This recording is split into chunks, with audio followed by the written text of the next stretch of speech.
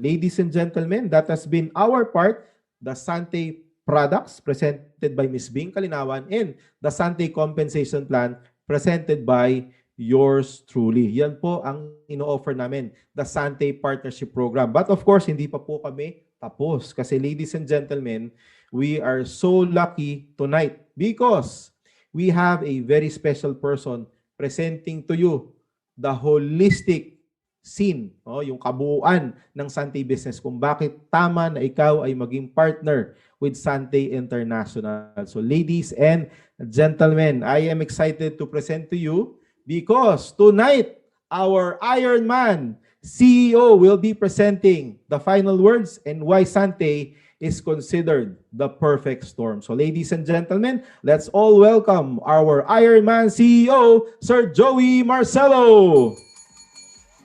Thank you, Ian, and of course, a great day to everyone who's watching right now from all over the globe.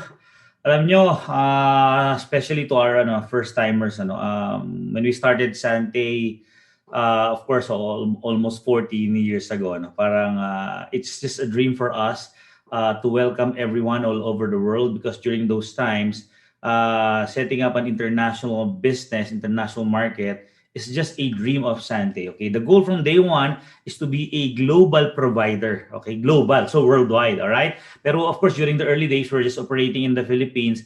But of course, the vision is so clear. The vision is so bold that we will be tapping the global market. And of course, right now, we're blessed to be present in 8 countries.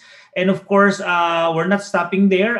This year, we're eyeing to open up siguro around 2 to 3 more countries, and expect in the coming years Sante will open its doors in different countries, and we're excited with that. All right, we're excited with that because ang kasama nung pag-launch ng Sante in different countries, ang kasama ron is a chance for everybody to earn income not only in their home country but from all over the globe. So the vision is someday if Sante is open in 20 countries, let's say in the next coming 5 to 10 years, you as one of our business owners are privileged to be having a business right at the comfort of your homes all over the globe.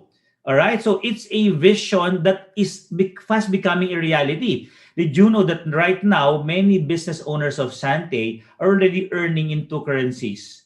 One in Philippine peso, of course, since some of them, most of them are based in the Philippines, and at the same time, they are earning in US dollars. So if it happened to them, definitely it will happen to you. Now, the question is this, okay, what can be the future of our business? In fact, alam niyo mga kapatid, napakarami talagang binago nung pandemic.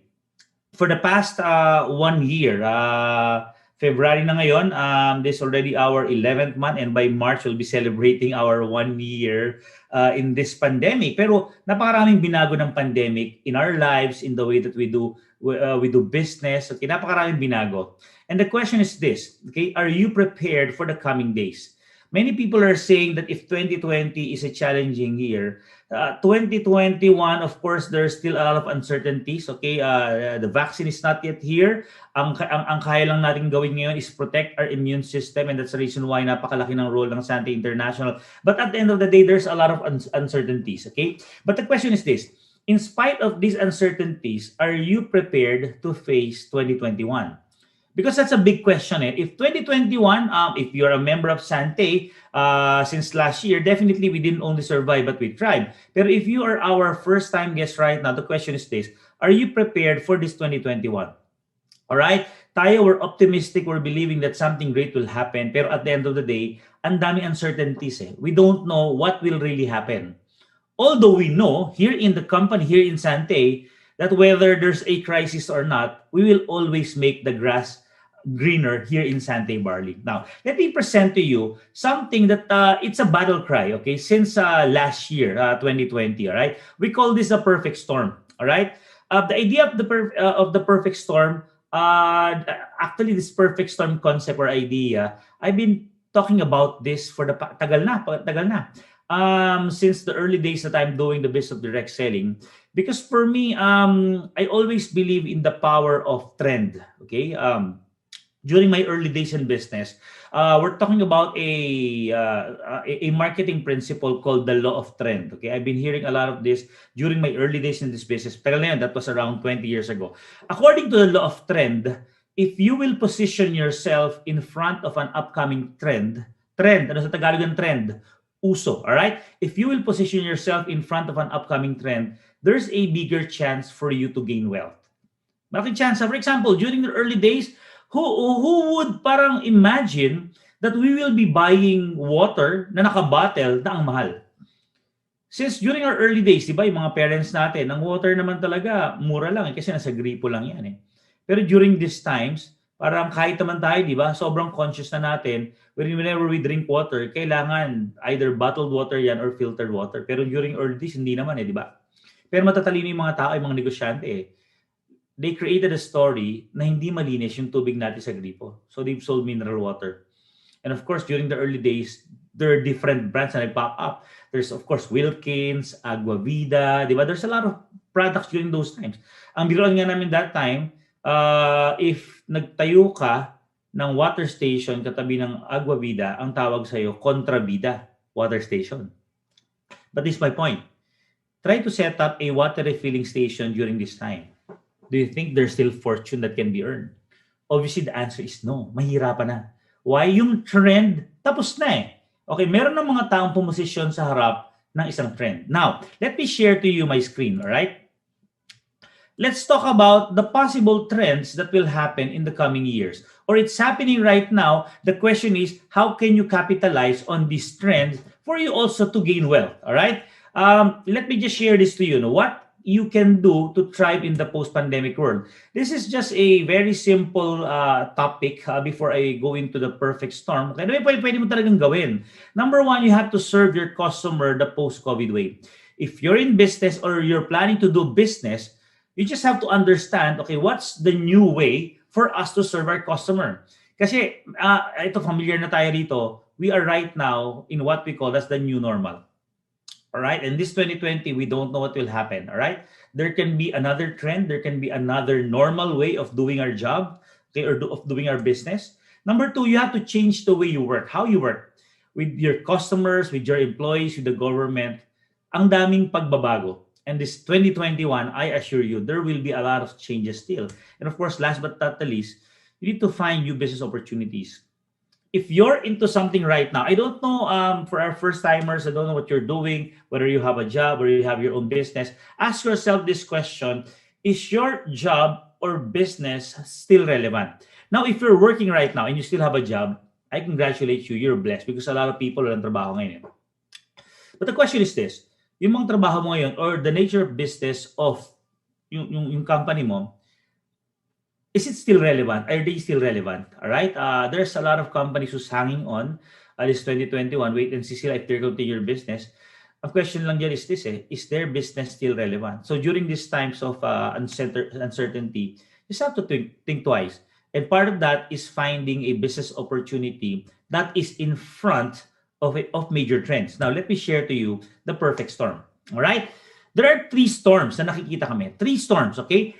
Ito, hindi to paparating. Apparently, it's already here. Okay? At masyado lang talagang naging obvious yung presence because of what happened last 2020. What's the first trend? Okay? Three major storms, all right? Each of these storms are so powerful that if you are in front of this storm or this trend, there's a big chance for you to gain wealth. What's the first storm? The first storm is the wellness storm.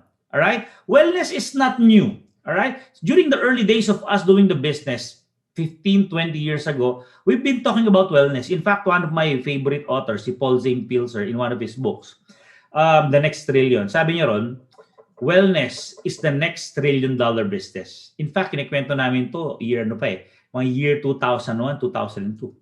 And could you imagine, okay, 2017, wellness globally is already a $4.2 trillion business. This was a prediction, ang tagal na, 20 years ago. And it's happening right now. Now, ask yourself this question, all right?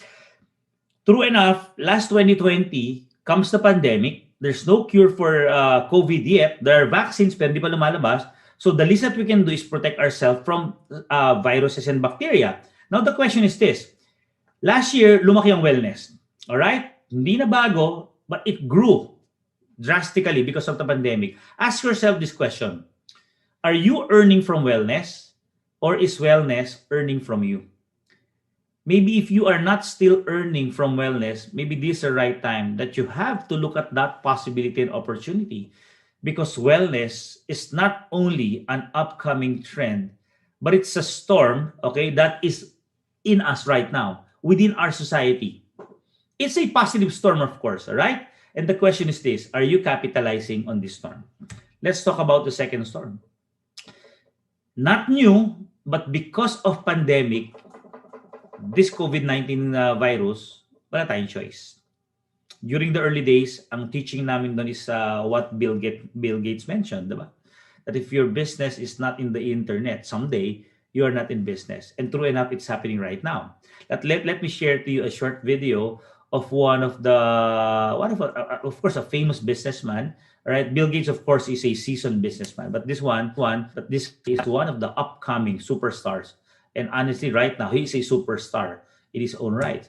Let's talk about Jack Ma. Okay? So, siguro to present to you what Jack Ma says, let me just share to you a very short video of what Jack Ma says in one of the events that you've attended. Please watch this video. Ian, just tell me if there's music. Then I can see check. Just give me a thumbs up if there's a music or sound in this video. Year 2030, more than 85% of the business will be e-commerce. 99% of the trade affairs will be online. Today we see made in China, made in America, made in Switzerland, or made in Geneva. 2030 we see made in internet. So today all the business, I love to be big business. I'm sure in 2030 you want to be small business because you have to be flexible. And 80% of the business at that time are small business, and 80% of small business at that time have to be globalized. If you're not globalized, you're dead. If you're not globalized, you are dead. Very powerful word. Okay. In fact, ang prediction niya is 2030. 2030 is just 10 years from now. Ask yourself this question. Where do you want to be this coming 2030? This is 10 years from now. Yes, matagal pa yan. Pero I assure you, if you won't do something today, chances are 2030, you might still be that same person. And I believe most of you in this Zoom call right now doesn't want to be the same person 5 to 10 years from now. If you really want to achieve something big and something great in life, you have to do something today. This is already my 20th year in the business. And the reason why I'm experiencing the things that I'm experiencing right now is because I planned 5, 10, 15, 20 years ago. Yung nangyayari sa akin ngayon, this is just a result of the things that I did 5, 10, 15 years ago. So if you wanted to achieve something great in life, the time to start is now. And of course, yung harvest ito might not happen in just a few months' time or a few years' time. Sometimes it will happen 2 years, 3 years, 5 years, 10 years. E-commerce is not an upcoming trend, but e-commerce is a current storm, all right, that is attacking the entire planet. And just like wellness, I would just like to ask you this question. Are you earning from e-commerce, or e-commerce earning from you? If you're currently ordering products online via the different online shops, obviously e-commerce is earning from you. But why not? Okay? But why not try to capitalize on this trend by earning also in e-commerce? And of course, in Sante, we can help you with that. Let's talk about the last, okay? The last storm, okay, na nakikita ng Sante. Third storm. Let's just call this the home-based business storm. Since 2020, early years, since 2001, 20 years ago, we've been talking about home-based business.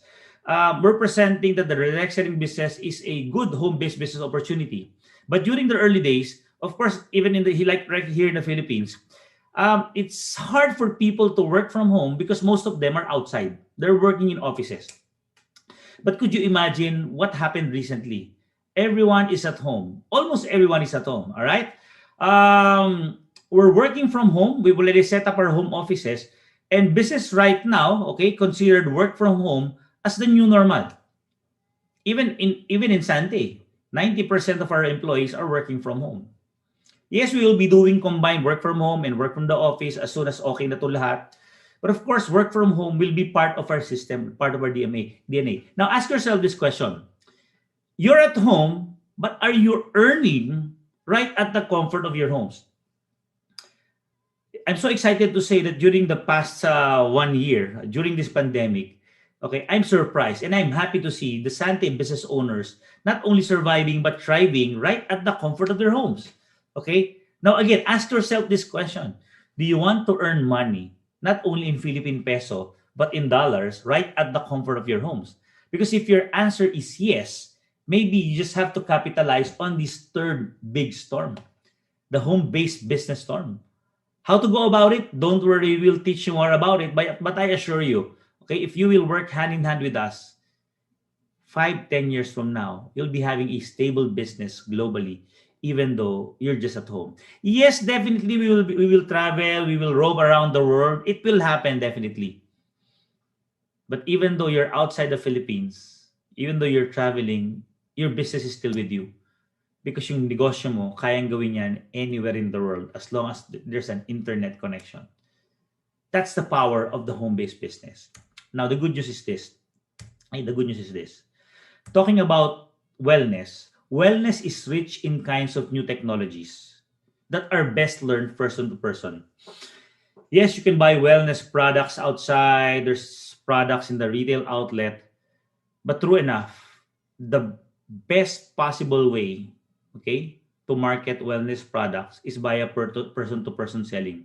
Why? Even those unknown products will be known because people, those who are using the products, are endorsing it. And the good news is this: wellness, e-commerce, and home-based business all represents huge financial opportunities. Ibig sabihin, either of the three ang gawin mo ngayon, definitely there will be a fortune. If you're just doing wellness, you'll earn money. If you're just doing e-commerce, you'll earn money. If you're doing a business right at the comfort of your homes, you will earn money. Pero what more if you will build something that encompasses all of these three? And the good news is this: Sante International have combined the best of all these opportunities, creating a perfect storm. We are in front of three major trends. We are in front of the e-commerce trend, we are in front of the home-based business trend, and obviously, Sante is a major player in the wellness business. We have our own facility in New Zealand. We're developing more and more products. We're enhancing our business opportunity. We're setting up offices not only in the Philippines but all over the globe. So Sante is really a force to reckon with in the direct selling business. Now to end, just like to, of course, thank you all for giving us an opportunity to share to you this the Sante business. Okay, just like to end by encouraging everyone. Okay, this 2021, honestly, for us, there will be challenges. Obviously, there will be challenges. Vaccine will come when we don't know. Okay, many people fear about the effects of vaccine. Maraming tatanong sa akin, sir, ano ba yung possible effect ng vaccine? Even me, I cannot answer that. Okay, there's a lot of uncertainty. All right, isa lang ang certain kami. Crisis or no crisis, we will do whatever it takes in order to provide for our business owners, not only in the Philippines but all over the globe. Right now, you have three options. Let me just give you three options. Okay. If you're watching right now and you are our first timers, I'm giving you the options. Number one, you just like to protect your health and just be one of our users. Let's say you're not interested in the business. Just be our user. What I can suggest later on, just talk to the person who invited you and just ask them more about the products. Just buy the products and protect yourself from viruses and bacteria. Maybe that's the least that you can do.